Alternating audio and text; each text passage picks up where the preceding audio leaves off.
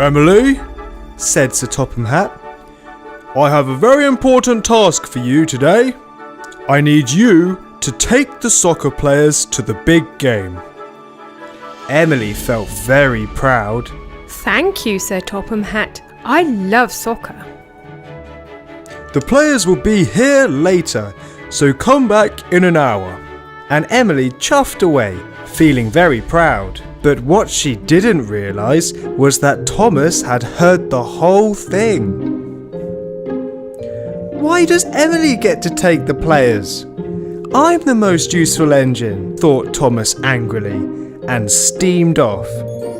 Later, Thomas was still feeling angry when Diesel arrived. What's the matter, Thomas? He asked. I should be the engine to take the soccer players, not Emily. Wow, said Diesel. I guess you'll have to take the players if Emily crashes. And with that, Thomas thought of a plan. You're right, Diesel, and he chuffed away to carry out his plan. Ha ha ha ha, chuckled Diesel. Thomas collected 5 trucks and left to find Emily.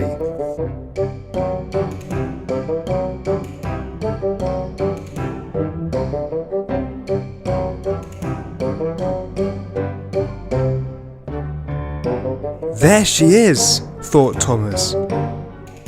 Let's go.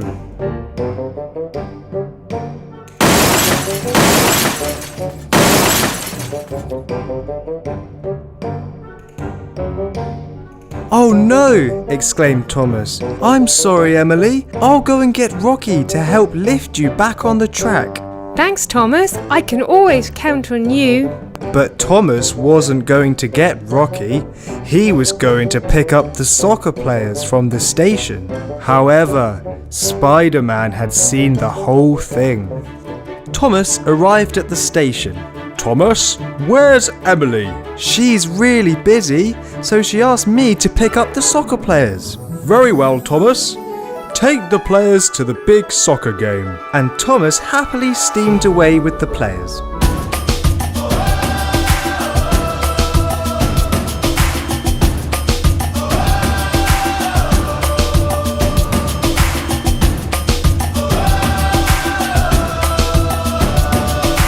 Soon, he bumped into Spider-Man. Hi, Spider-Man. Thomas, I thought Emily was taking the players to the game. Yes, but she's, busy. Thomas, I saw you crash into Emily. That was very mean. Thomas felt terrible. You're right, Spider-Man. I shouldn't have done that. I'll go back and help her out. And Thomas went to fetch Rocky to help Emily. Thomas told Emily what really happened. And again, I'm really sorry. The players are in Annie and Clarabelle. Take them to the big game.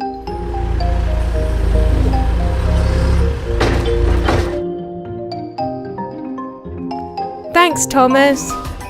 And Emily started her journey. Thomas, said Sir Topham Hatt, I heard what happened. Even though I'm not happy with what you did, I am proud of you for admitting you were wrong and helping Emily get back on the track. Well done, Thomas. Thomas felt very happy again while Emily was on her way to the big soccer game.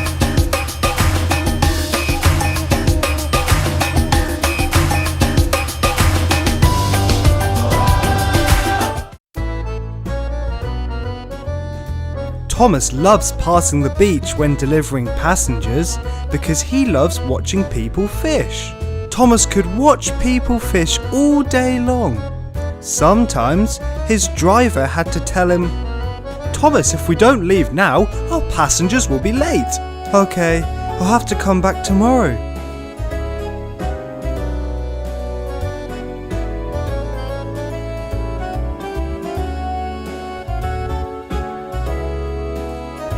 Hey Salty, did you catch those fish yourself? Haha, Thomas, don't be silly. Trains can't fish. If only we had a hook. Hey Cranky, you have a hook. Have you ever been fishing? No, Thomas, My hook is too big to catch fish.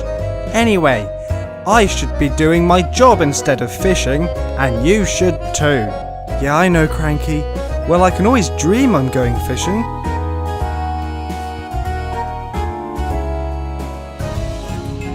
One day, Thomas stopped at the water tower to fill up his tank with fresh water because he was running out of steam.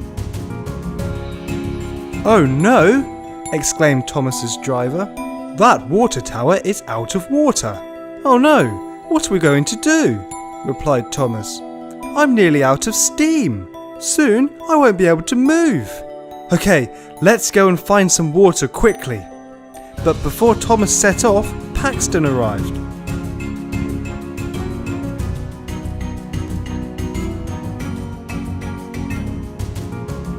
"Having steam trouble, Thomas, and this is why diesel engines are better than steam engines." Thomas wasn't listening. He was thinking where he could find water. "I know, the beach," he thought, and used what little steam he had left to slowly chuff away. Thomas just about made it to the beach. His driver got out and began to fill up Thomas's water tank with seawater using a bucket he found.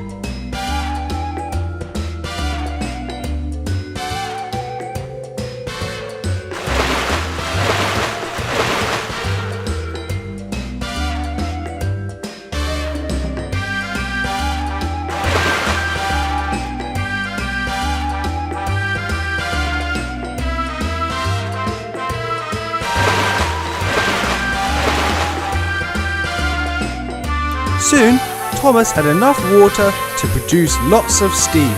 However, the steam was a slightly different colour to normal, but Thomas thought nothing of it and continued on his way.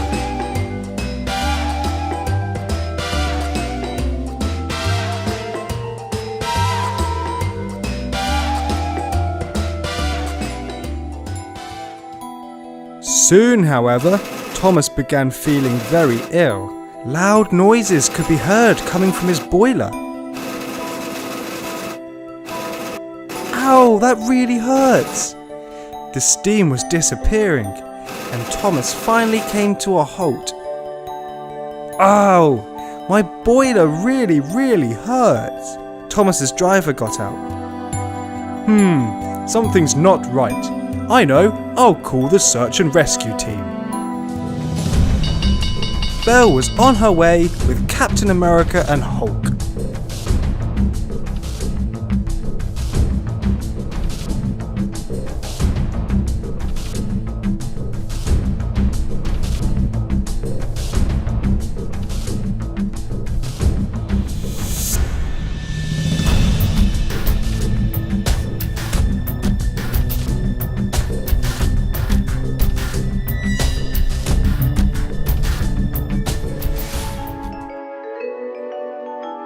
"Hi Avengers, my boiler's making strange noises and it really hurts." "Okay Thomas, let's take a little look inside you."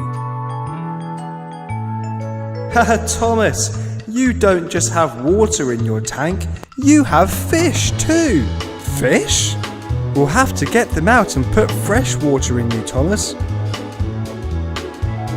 Soon, Captain America, Hulk and Thomas's driver were all enjoying some fish and chips with the fish they removed from Thomas. Then, Belle fired water at him to fill up his tank with fresh water. "There you go, Thomas. I bet you won't be going fishing for a while." Thomas agreed. He'd had enough of fishing, and this is why trains don't fish. Thomas let out a lot of fresh steam.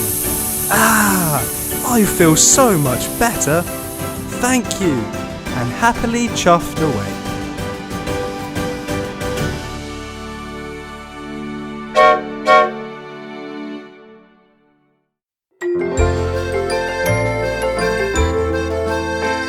"We're flying, Annie and Clarabelle," said Thomas to his coaches. "Up in the fluffy white clouds. No more rails for us."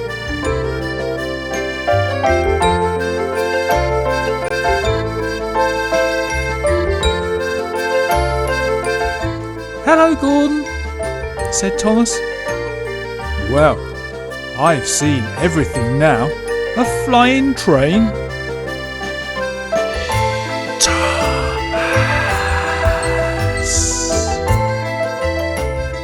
"Whispering woods aren't so frightening up here," said Thomas.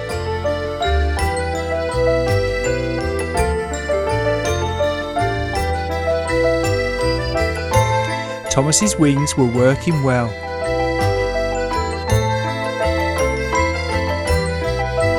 "We're higher than Cranky."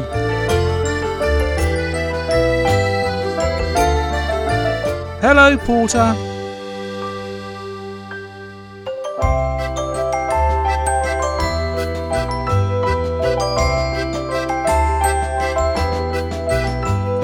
"Hello, Percy."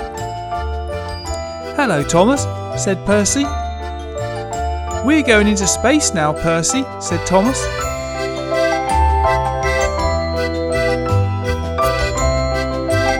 "Be careful," said Percy.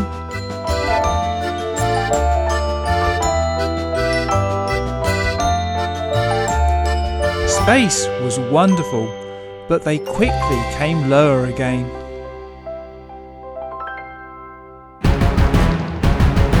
Then there was trouble. The clouds became thicker and Thomas couldn't see where he was going.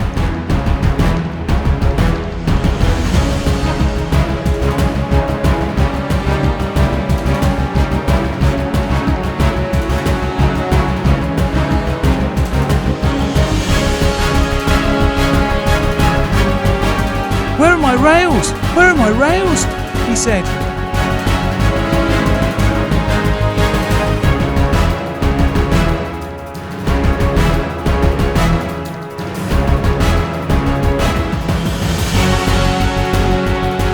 Thomas lost control. He was diving towards the ground.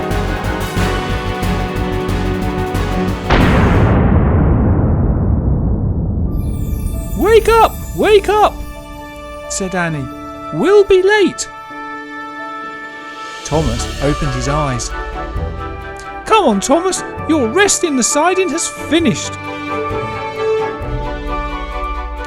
"Come on." Phew! It had all been a dream, and he was back on the rails again. Thanks for watching our story featuring the new winged Thomas. Love his facial expression. Anyway, he has 2 wings that fold down and up again. A spoiler which also folds up and then down again to let him get under any bridges when he's on the ground. His coaches Annie and Clarabelle are painted blue and both are wearing flying goggles. He looks great with his wings down and spoiler up, flying around the track. Although don't put anything too near the track, his wings will catch them.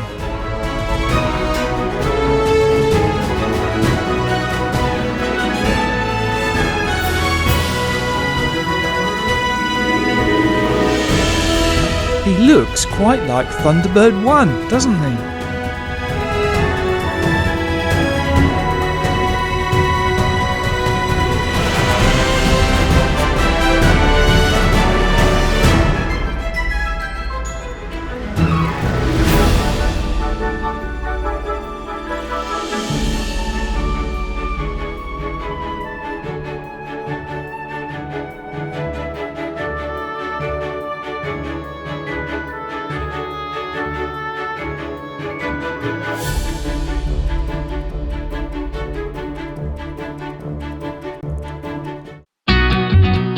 Vroom, vroom!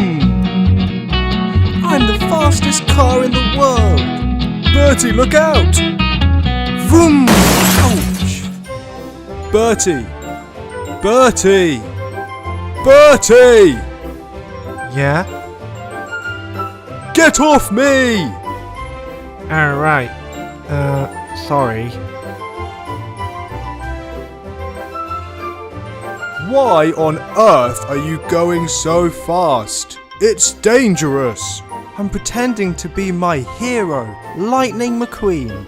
Who the devil is Lightning McQueen? He's only one of the fastest and one of the most famous race cars in the world. He's so fast. Bah! He can't be as fast as me. I'm an express engine. I bet he is. Bet he's not. Bet he is. Bet he's not. Is not. Is not. Is. Oh, I don't have time to be arguing with you, Bertie. Sir Topham Hatt wants to see you right away.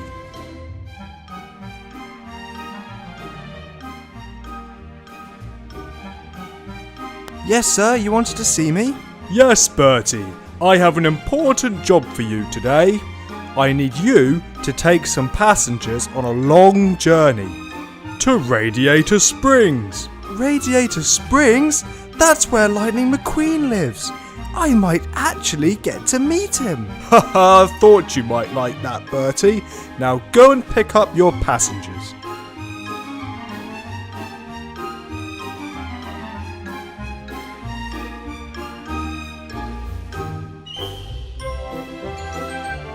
Ooh, Bertie, where are you off to? I'm taking these passengers all the way to Radiator Springs. Oh, doesn't Lightning McQueen live there? Maybe you'll meet him. I hope so. Well, good luck.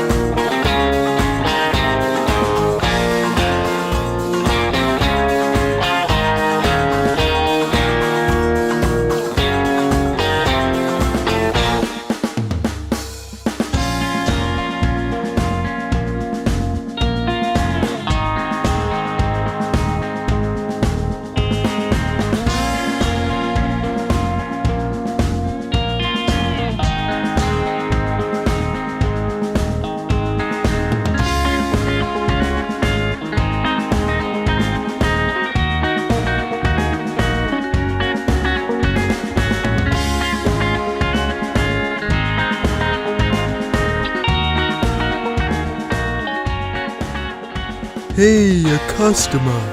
You want to buy any organic fuel?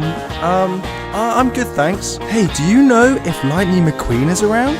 Oh, I think I may have seen him practicing on the race course over there. Thank you very much.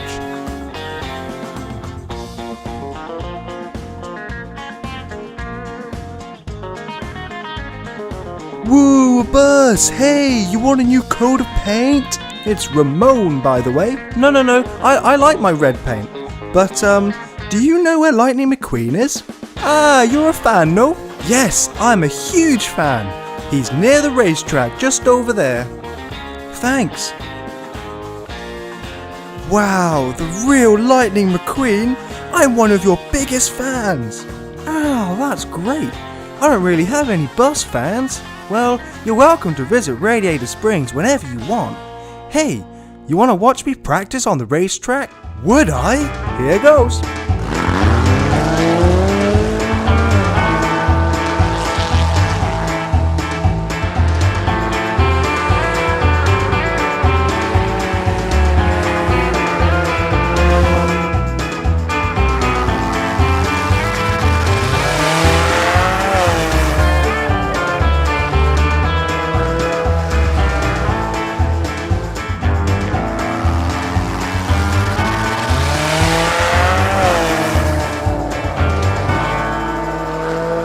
Now I'm sure that's faster than Gordon.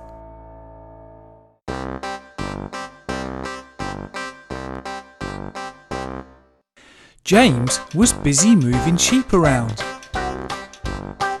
All was going well.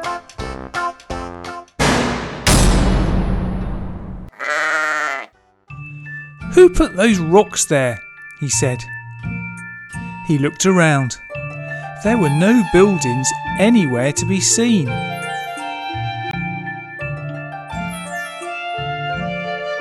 To make matters worse now, his sheep had escaped, and he was right in the middle of nowhere. His driver radioed the search and rescue centre. The search and rescue centre was a busy place, but when they heard where James had derailed, they said he was too far away and that they would pass his message to the West Coast Rescue Centre.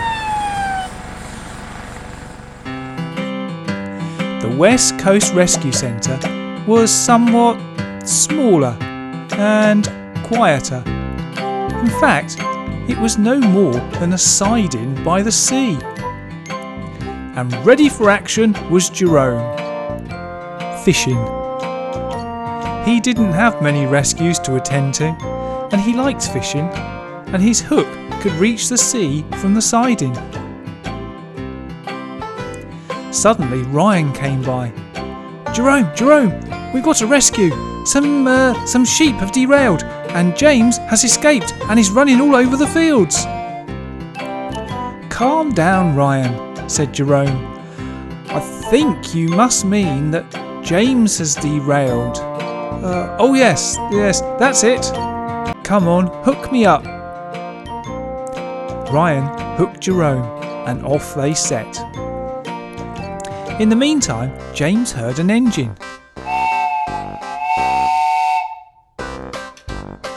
Rescuers, said James. Unfortunately for James, it was Duck, pulling Toad. Oh dear, said Duck. I'm sure Jerome will be here sometime soon, this week. He left.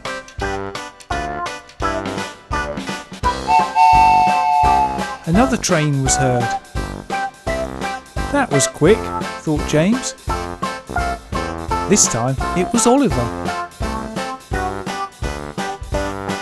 Oh dear, said Oliver. Your sheep have escaped, said Oliver. I know, said James. Sorry, I can't help, said Oliver, and off he went.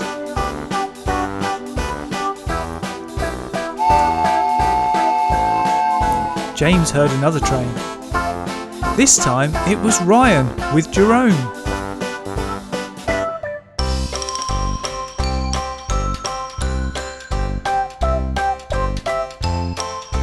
Oh, at last, said James. Back me in, said Jerome. And Ryan did. Jerome spun round. First of all, he cleared the rocks from the track, and then heaved James back on the rails.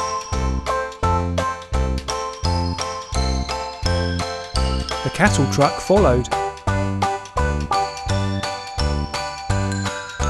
Thanks, said James. I need to catch the sheep now. Oh, don't worry, I have a plan, said Jerome. He thought about his fishing. What sheep like is nice juicy grass, he said, and he put some lovely grass on his hook. The sheep saw the juicy grass and followed the hook, which Jerome kept moving towards the truck. The other sheep followed like sheep, right into the cattle truck. Thank you, said James. No problem, said Jerome. James then continued his journey with the sheep. Ryan took Jerome back to the West Coast Rescue Centre and back to his fishing. Thanks for watching our story with the new Trackmaster Ryan and Jerome set. We've seen Ryan before, but this one has mud splashes, as does Jerome the rescue crane.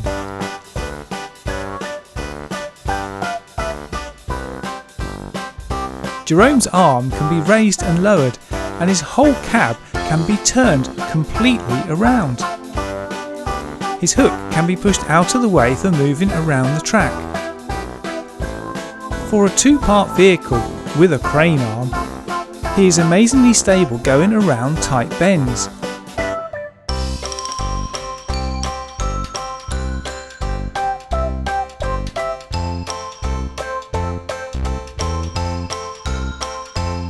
I think Jerome will be used quite a lot in our stories as an alternative to the other rescue crane, Rocky. Not only is Hero one of the strongest engines on the Isle of Sodor, he is also one of the nicest and kindest.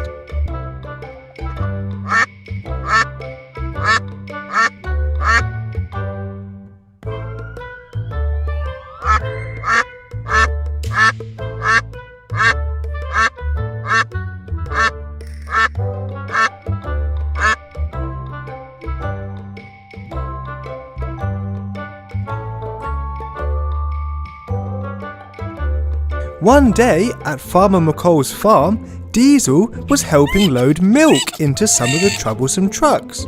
Take some of this, trucks.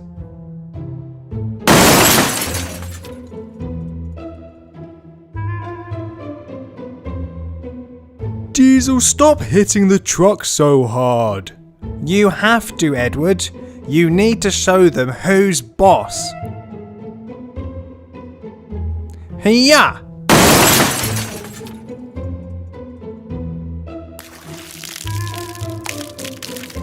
Soon, Hero appeared to collect the milk.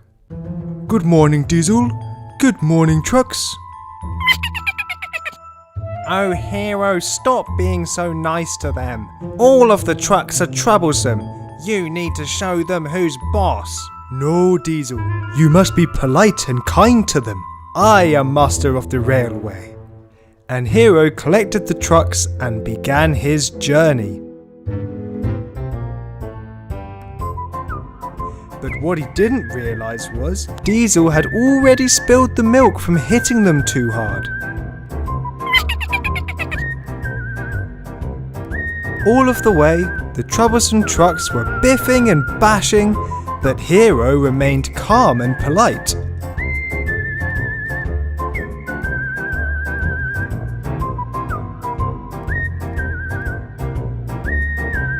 So Topham Hatt was waiting at Knapford Station. Ah, finally! The milk has arrived for the cafeteria. I'll just get the milk.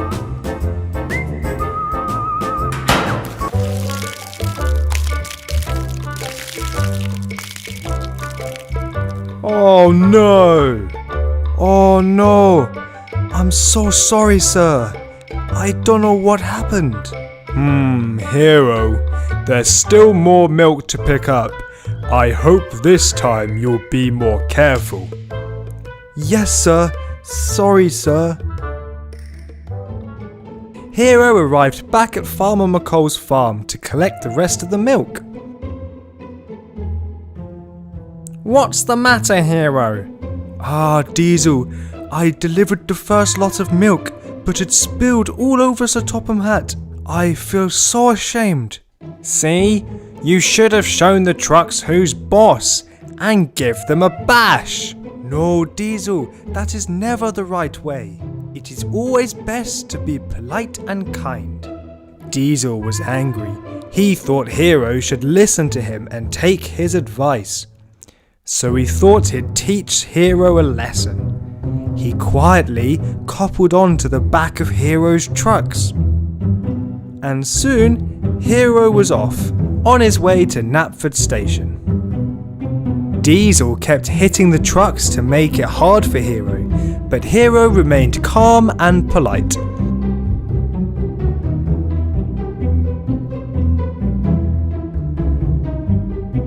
But when Hero began climbing the bridge, Diesel turned on his brakes, making it really hard for Hero.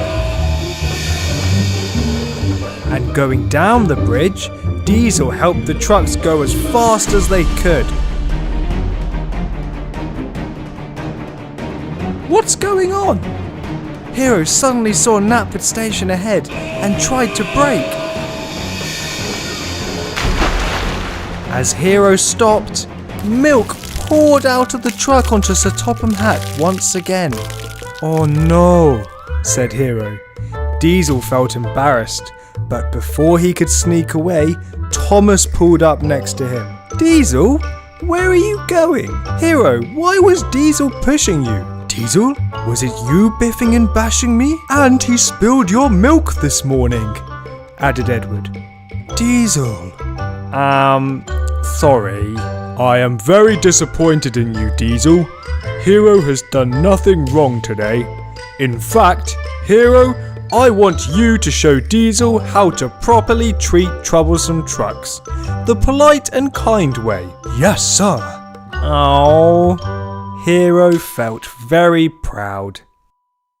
The Paw Patrol pups were bored. Shall we play a game? Suggested Marshall. No, replied Tracker. What about a film? Said Rubble. No, answered Rocky. I know, cried Chase. Let's listen to some music. Great idea, the others agreed, and so Chase went to get the music player.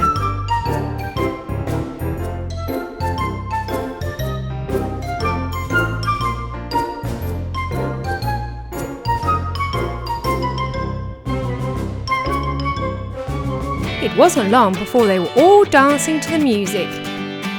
Even Zuma and Sky joined in.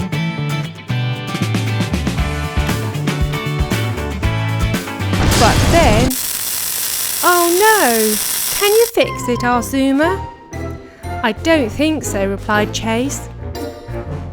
Ryder came by to see what had happened. I'm afraid it's totally broken, he said.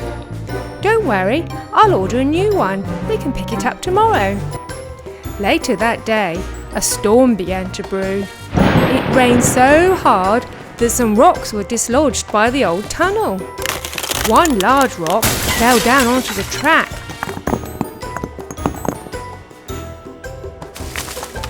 Along with a tree. The next day, Ryder got a message on his monitor. It was Sir Topham Hatt. A large rock and tree have fallen onto the track. Sir Topham Hatt has tried to notify Thomas, but his driver forgot to take his phone with him, and he doesn't know.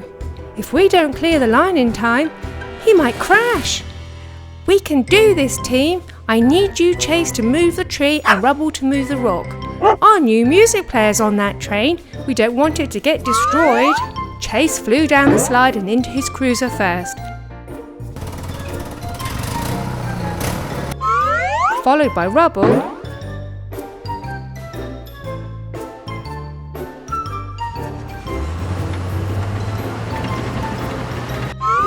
and then Ryder.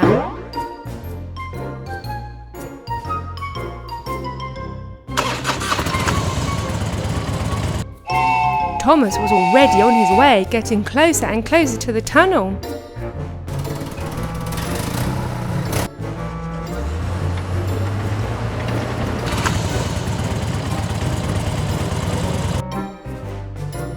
Chase, I need you to move the tree first. Use the rope to pull the tree off the line. So Chase manoeuvred his cruiser into position.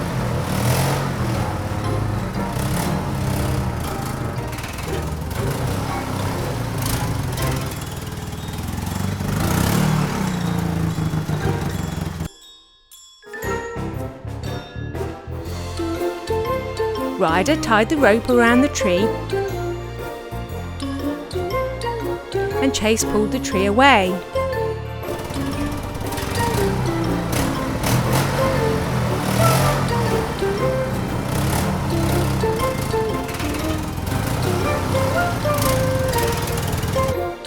Well done, Chase, said Ryder. Now for the rock. Rubble went to inspect it. I'll do the same with my bulldozer, he said. The rope was put into position and Rubble tried to tie it around the rock. But disaster happened. The rock slipped and caught Rubble's paw. Ouch, cried Rubble. That hurt. Ryder checked his paw. I think it's sprained, he said. I'll tidy the rope and fetch a bandage for you. Ryder bandaged Rubble's paw. I don't think I can operate my bulldozer, he sighed. Don't worry, cried Ryder, I'll do it. So Ryder attempted to get into Rubble's bulldozer, but no matter how hard he tried, he was just too big. Chase, he called, I think you'll have to operate Rubble's bulldozer. I can't fit inside. Chase was a little worried. He felt nervous about driving the bulldozer. He climbed inside, but unfortunately, he had no control over it. Oh, cried. Eventually, it stopped spinning, but Chase's head didn't. I feel so dizzy. I'm sorry, Ryder, I just can't do it. Oh dear, now we're in a pickle, sighed Ryder, and Thomas will be here soon. We can't let him crash. Meanwhile, in a secret location, Superman was watching his monitor. Looks like I'm needed, he cried. I'll just get my cape and I'll be off to help.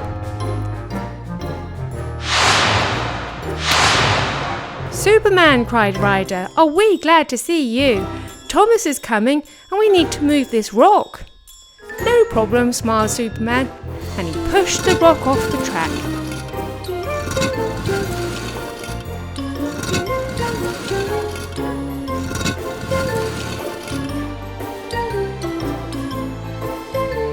I'll just clear these stones up as well, he continued, and in a flash the line was cleared.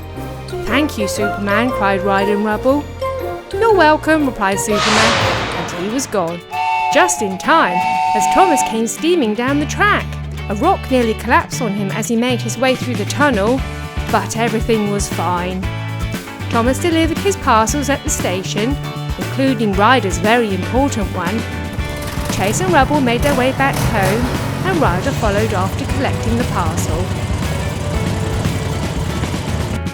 The next day, the new music system was set up, and everyone had a great time, including Rubble, whose paw had got much better.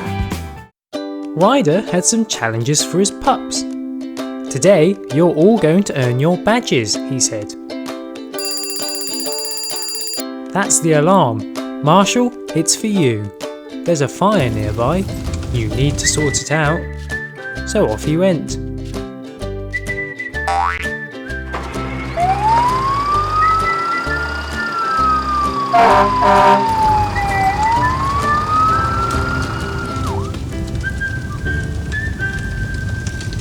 He had an idea. And he used the hose.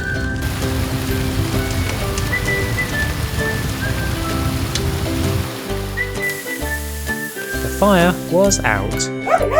Well done, Marshall. You've earned your badge, announced Ryder. So he opened it.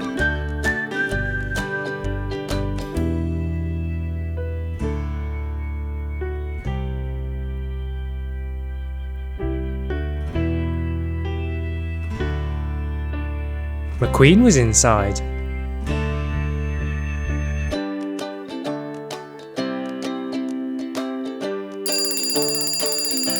That's the alarm again. There's a broken water tower. It's going to flood the track. Rubble, you're up. So he went off to sort it out. He needed to stop the water from flooding the track.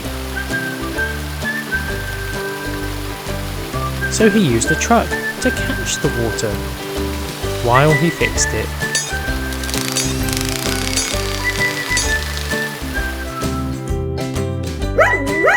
Well done, Rubble. You've earned your badge too, said Ryder.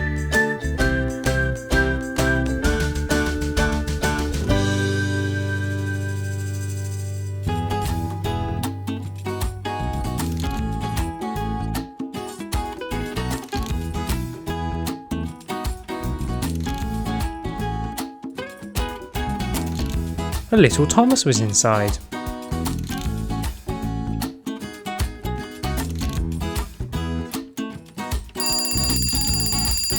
Sky, there's a problem in the air.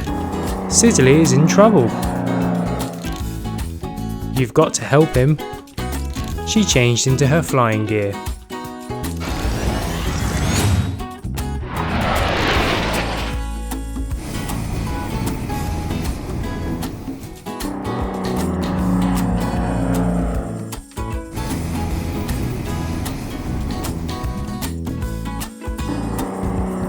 She helped stabilize him and also helped him land. Oh, thank you, said Siddeley. No problem, Sky replied. Well done, Sky. You've earned your badge, said Ryder.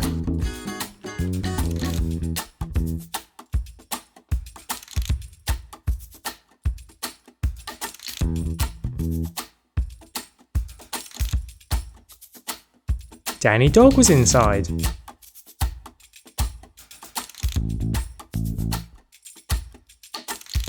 Just you left now, Chase, said Ryder. Uh-oh, the Green Goblin's nearby, and he's stolen a very expensive crown. Get him, Chase.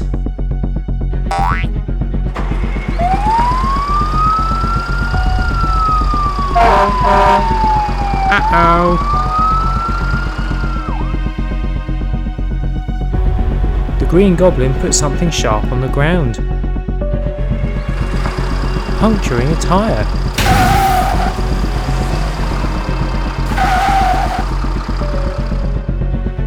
So Chase raced after him on foot.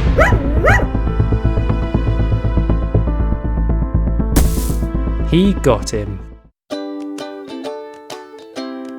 Spider-Man arrived. Thanks for catching him, he said. No problem, Chase replied. So Spider-Man took the Green Goblin away and Chase earned his badge.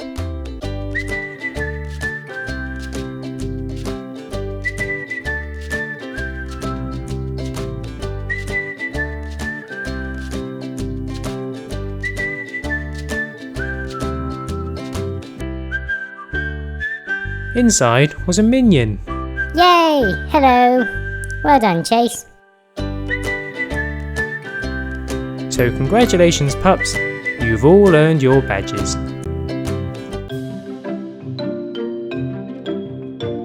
All engines have their own jobs. Thomas takes Annie and Clarabelle. Gordon takes the express.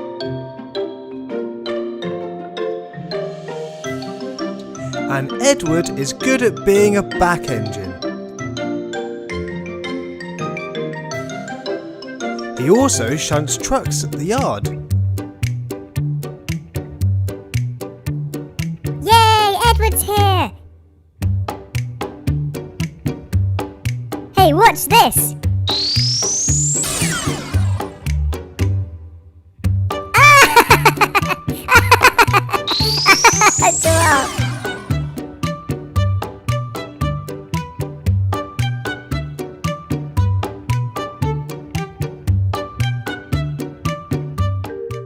But the other engines don't think Edward works hard enough. Edward is too old to be helping us now, said James. He's too weak and slow.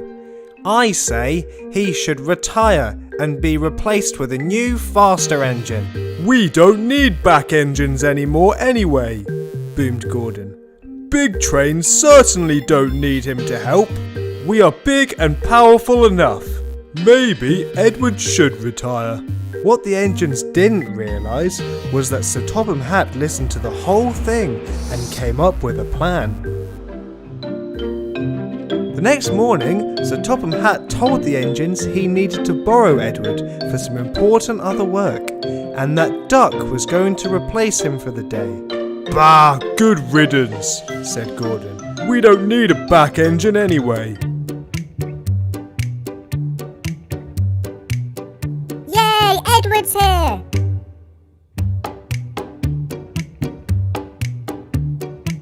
Huh?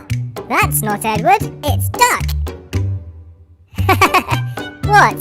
Duck? Quack, quack, quack! Ooh, ooh, what's this?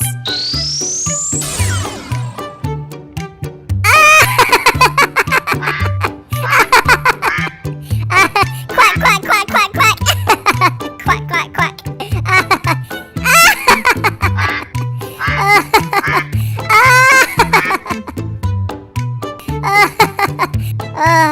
Huh? Oh, no, no, no, no, no, no, get out, get out! Uh-oh. No, help, help! Stop, stop, stop!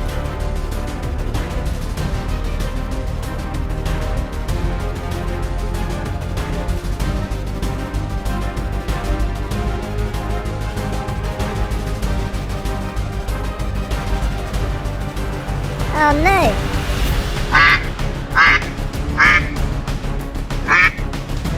Ooh, uncoupled truck.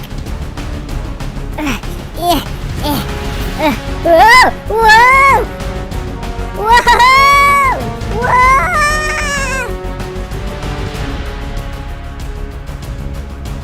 Got it!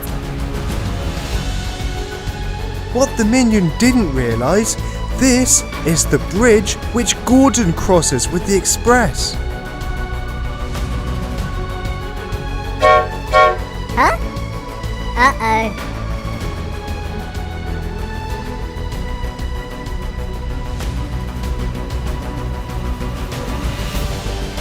Quick, move! Move!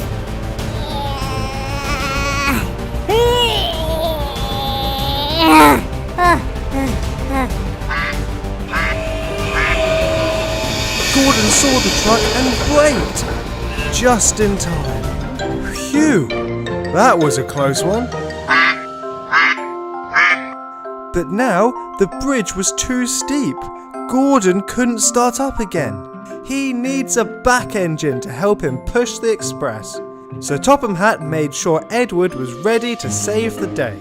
First of all, Edward cleared the track by moving the minion and the duck.